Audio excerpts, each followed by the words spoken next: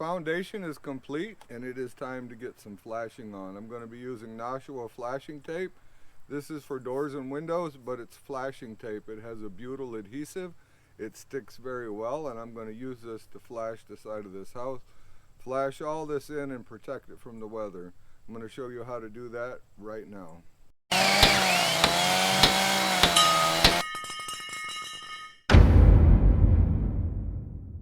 Hi everybody, I'm Jim Dirdorf and this is Detroit DIY. Let's get started. My flashing tape is 6 inches. So what I want to do, I want the flashing tape to come all the way to right here to the bottom of the bottom plate of the wall. So I want to measure down 5.5 inches and get me a mark on here. Now what I'm going to do is my first piece I'm going to put here down. It's important that your flashing tape overlap itself the same as lap siding or anything else, so that the top piece is over the top of the bottom piece. A shingle, same theory. That way there's no chance of penetration getting in, and I will have a 1/2 inch of coverage right here once I put this on here. So I'm going to go ahead and get this marked out at 5.5 inches all the way across, and we'll start getting some tape on. Now that I have everything marked out, I want to measure it and I want to pre-cut my piece of flashing, and I'm going to cut it about 5 or 6 inches too long so that I can wrap around the corner, and this next piece of flashing will be able to go over the top of that. I have some of the backing pulled loose from the adhesive, and I want to pull the backing as I go. Just going to keep it in my hand in a roll. I don't want it to fall into the dirt or turn into a big mess that way. So we'll just get a little bit started here. Keep a good hold on it. Come in on that line. This stuff is sticky, very sticky. So I want to make sure I go past.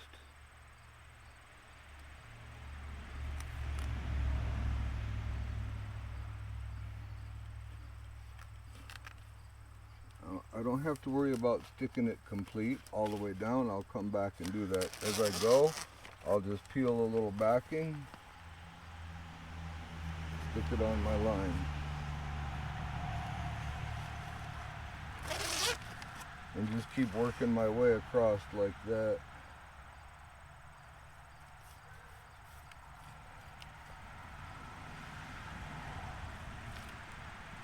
Had they done this originally, I wouldn't be replacing all this rotten wood. I might have been putting a foundation under it, but I wouldn't have been replacing all this rotted wood. I'm going to go ahead and pull this piece down, and then we'll take a look, and then we'll get our second piece on. With this first piece on, all stuck into place, and it does stick to the cinder blocks very nicely. It's on there about a 1/2 inch. There's a few wrinkles. They're nothing to worry about. You're going to get some wrinkles. There's really no way around it. So what I need to do now is cut a small piece. I've got it cut right there, and I go underneath this door. So I flashed this before I installed that rim joist or tie joist, and now I need to come up underneath and go down. There's just a little bit of wood showing underneath. Very difficult for you to see, but that is the piece I want to put on now and get that covered up. If I didn't say it earlier, I'm going to say it now. This stuff is, any flashing tape, is very hard to get the backing to separate from the adhesive. Once you get it started, you're just fine. But getting it started, not so much.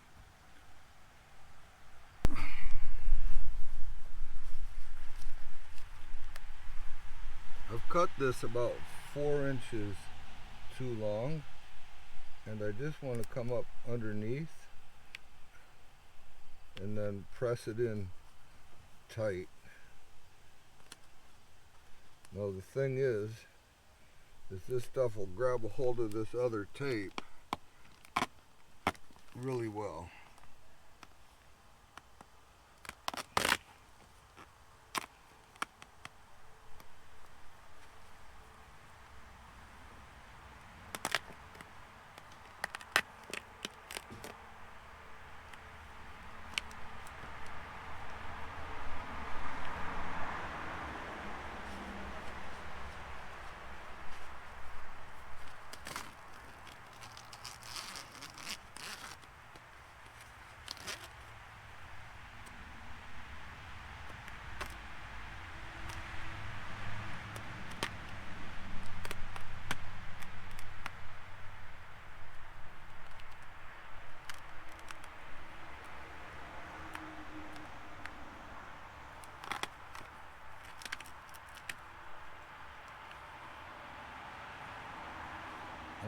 sure I get it tight back in the corner.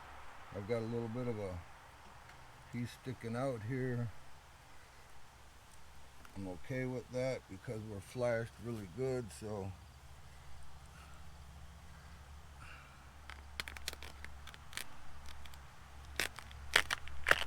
now I just want to take my razor knife and cut it right here and fold this up, press that tight. Now when I come in with my next piece, I'll make sure to overlap this way as well. I did some repairs here yesterday because there was a little bit of rotten siding here. I cut it out and I put a piece in its place. It's not perfect. This house is going to get a whole new exterior next year, so this is going to work for now. It'll seal it up. I'm going to go through, do some more caulking, so on and so forth, after I get the deck back on and get everything put back together. So that's why I put this flashing tape here, was just to cover up some of this material underneath it here to keep the splash up from getting it.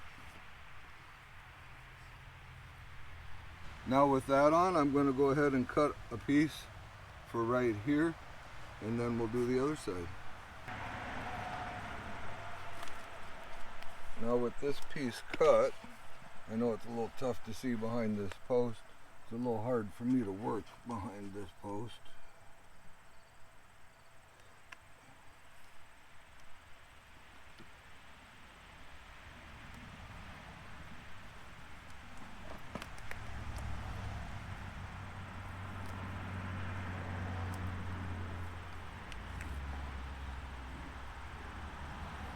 And you want to go through and just rub this down real good and make sure that you got a real good adhesion.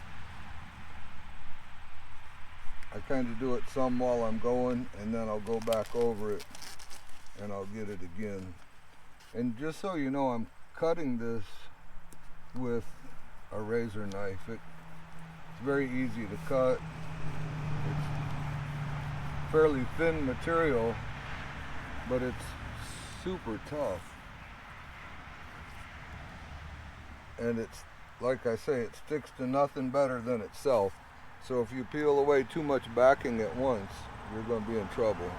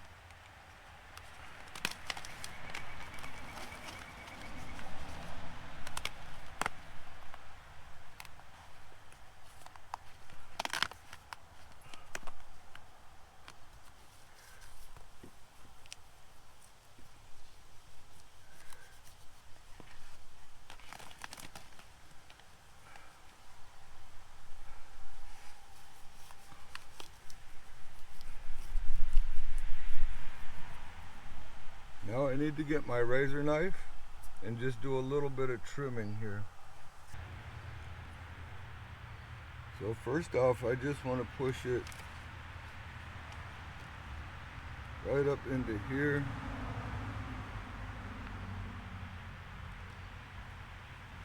And cut it. It doesn't have to be perfect because I already have some flashing tape there.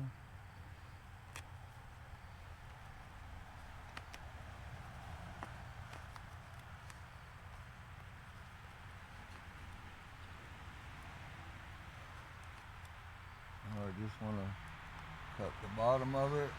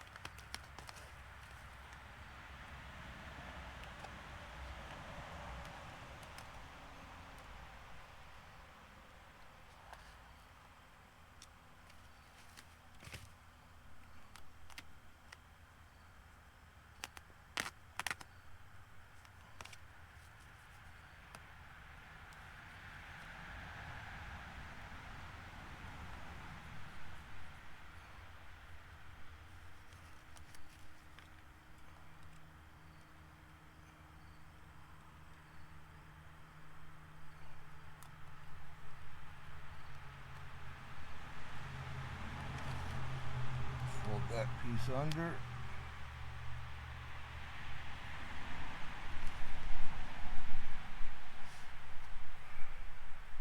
I'm going to do the same thing here, cut it on this corner. Fold this piece over.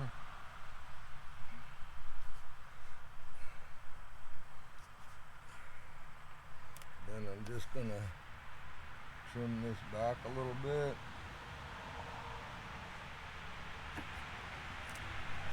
I'm not worried about this brick mold because I'll also be replacing that with probably a PVC brick mold.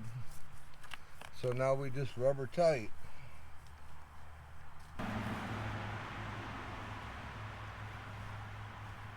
Alright, I'm going to get the other piece on, and then if this was a normal house we would be finished, but the deck makes things different.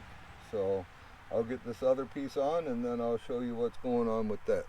I have all my flashing tape finished. I've rubbed it all over real good. It's stuck down nice. I have also got the flashing tape on down this side. There's a good look at the blocks that I put in the foundation. For this side, I've got it all nice and sealed. I am going to put some house wrap on there. That is next. This is not the proper way to build something. In the spring, I will be redoing this house, complete exterior. So the correct way to do this, there should have been some form of sheathing on here. And if it was builder board, then it would need to be X-braced, and it's not X-braced. So there's nothing preventing this structure, this part of this structure, from racking other than this lap siding, which just is not the way that you build something. The lap siding is not secured in enough places nor strong enough to hold the structure from racking. So luckily it never has, but when I put this back together it never will. But for now, like I say, I just need to get it closed up for winter and get everything secured, stop the rot, and then in the spring we'll be able to go through and correct the rest of this stuff. So for now, that's going to get house wrap on it, and then I'm going to put my siding back on over the top of that, just to prevent any water from getting in as best as possible. A little bit may, I mean, the house wrap is kind of designed to block water one way, but let any kind of vapor or moisture that may occur inside the wall out. So hopefully we get it all blocked out. And here's a look at the foundation on this side. That piece right there is where the pipe was. If you watched my earlier videos when I did the cement and put the cement in, I knew that pipe was going to be a little bit of an issue. So that is exactly where that pipe is. I had to cut that block, and the pipe just protruded 1/4 of an inch outside of that block. So just the thickness of the mortar to mortar that piece of block on there was no problem. Not the prettiest thing in the world, but not the ugliest either.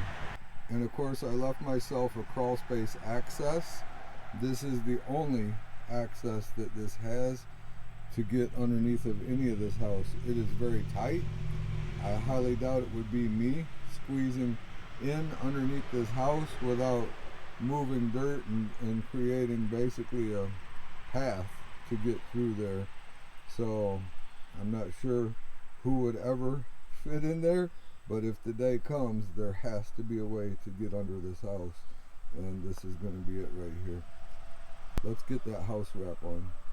I'm going to be securing my house wrap with just some 3/8 inch staples, and any excess I'll cut off if need be.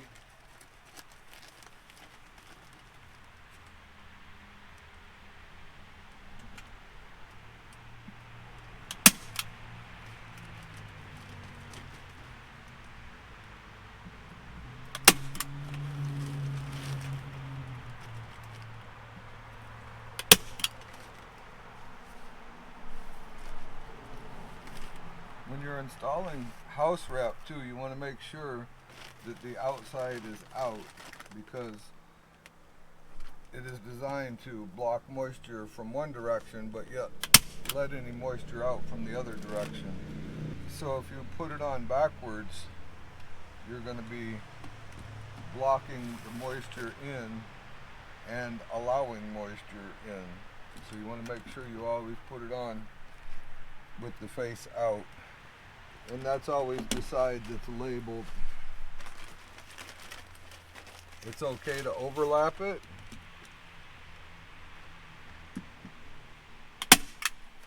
Just don't put it on backwards. I'm jumping the gun here. I almost made a mistake. I do not want to secure this house wrap just yet. It's okay where I've got it stapled. I'll just pull it up out of the way and put a staple in it because I need to finish flashing this one deck board right here after I get it back in. This one joist, got ahead of myself a little bit. I didn't think it through all the way. Happens sometimes. So let's get that back in, get that flashing finished, then we can do this. I've got this joist back in here, and when I took this apart, the deck boards of course were only a ½ inch away from the structure, and someone had filled it with foam insulation, I guess thinking that was going to be flashing. So there was a lot of debris stuck in here, and it was just leaves and other things that just kind of, you know, one gets stuck and then another one and then another one, and that's just not good. So what I want to do is I want to put my flashing tape across the top of this joist and then stick it in onto this existing flashing tape. Then I'll put my house wrap over the top of that seam. So this will be a lot easier for me to show you on the front. So I'm going to get this on, and then when we do the front of the structure, we'll be able to see that a whole lot better. These confines are just so tight, I can't get a good camera angle for you. So I'm going to get this on, and then we will get that going on. I was putting this on, and sometimes when you go to re-pull the backing again, it doesn't want to go. It gets a little bit stuck. So I had to give it a big pull, and all of a sudden a bunch of it went, so I let go and I got some slack in it, and this is what happened. There is no returning from this. You have to cut it out. It just sticks to itself so well that there's nothing you can do. You can't get it apart. So this is kind of what I was warning of earlier, and how well it sticks to itself. It's just crazy. You have to cut that out. Overlaps are no problem. You just want to make sure that you have a good 2 inches or so of overlap, and then make sure that it's stuck down good. I'm ready to get this house wrap in place now. I've got all my house wrap stapled in place, and it's very important, much like flashing, that you tape your house wrap. If you don't tape your house wrap, 1, you're going to have drafts, and 2, you're going to have leaks. So if the water were to come down, hit in here, it would be able to splash up underneath. So that's why we always tape the house wrap and get a good tight seal. Now it's kind of redundant because the rest of the house isn't, but I am trying to protect this lower wood from having any more issues. And then when I come back here in the spring, everything is going to look just the same. So I'm going to get this taped on, and we're going to move to the front. It's a new day, and last night I was thinking about this flashing that I put in here like this. Now if this was a ledger board that was attached directly to the house, this is how you would flash it. I'm kind of not liking this because there's nothing here, and I think what's going to happen is water and other things are going to puddle in here, and I'm not going to be able to do anything about it.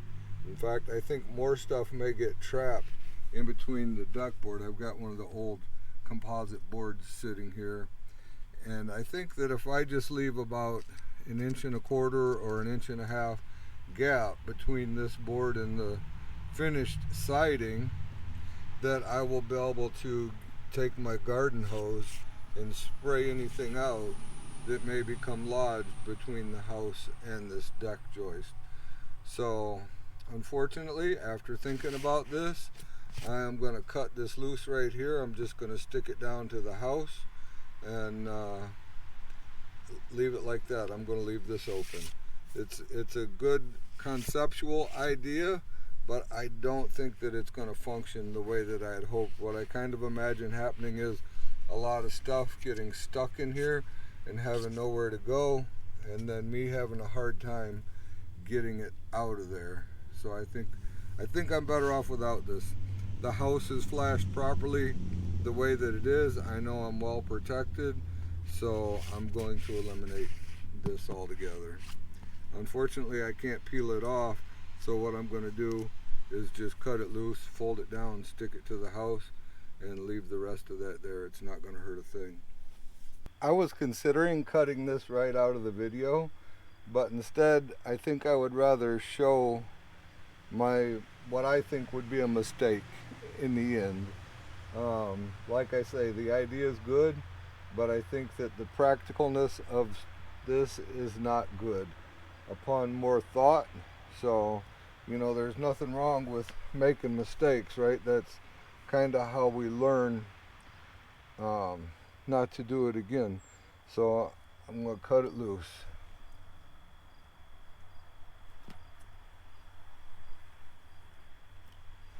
Then I'll just kind of stick it down as I go.